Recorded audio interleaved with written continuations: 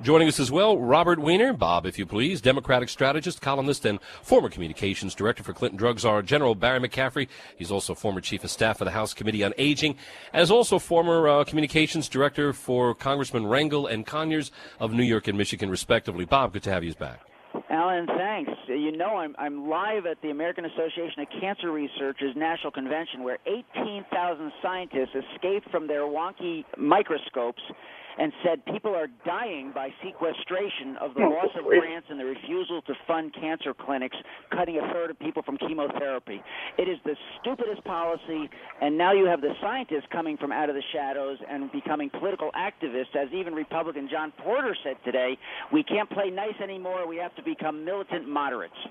So you're telling me that these folks in the aggregate are very upset with the president's idea of sequestration? They don't care whose idea sequestration is. They care that cancer patients are dying, that people have gained a third less dying time. Mortality is down by a third by research, and we're cutting off our nose to spite our face and sending the United States' leadership to China, where the scientists are going, because China... The second lesson we can draw from this is don't trust government health care. When people are in control of their own health care, they don't have to care if the president's an idiot.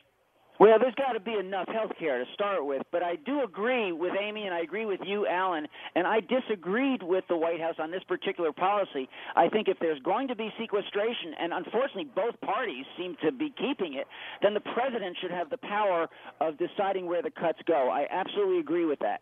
But he turned it down because he wanted to have an excuse to deliver pain unto the American people that was otherwise avoidable. No, that wasn't quite as well, then what was his motive? Well, then I got to ask you, Bob, if that's the case, then what was his rationale for saying, no, I don't want that discretion? Because there should be cuts, but there are oil companies, ExxonMobil, that are paying zero taxes. There is huge maldistribution in the taxes. Why do you think the president turned away the GOP's offer to let him have discretion in cuts? Because the Republicans will not give one single inch of tax reform in a fair and equitable way. How is that an answer to why? How does that mean Obama? Why does that make Obama not want to embrace discretion?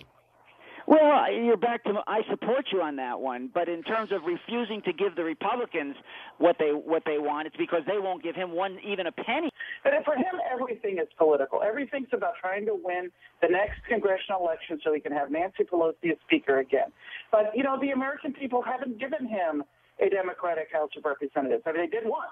They didn't like what they saw. Keep the politics out of it. Just a minute. I agree. Let's talk about the substance.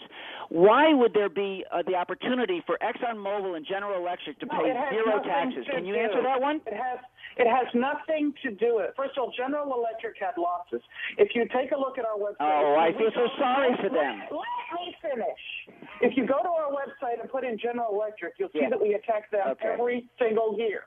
Just go look. That's great accounting.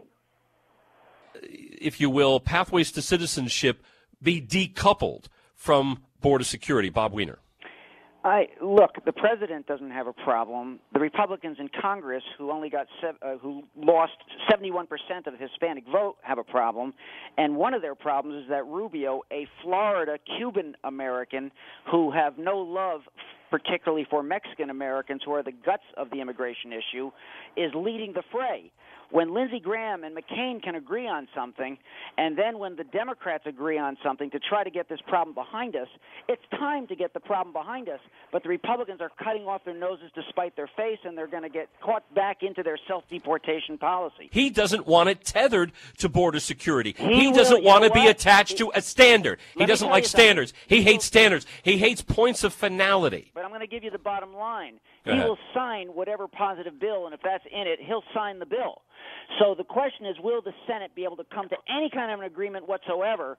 And if that's it, you know, these certifications are done all over the place for different provisions of the government. Amy knows that. They're sort of nonsense. The State Department certifies narcotics willingness to fight, and it doesn't mean anything when you give it to people like Colombia and you know, and countries like that. But they give it to them. So they're going to certify that the borders are safe. So the certification is not the stumble. It's the Senate agreeing to a bill.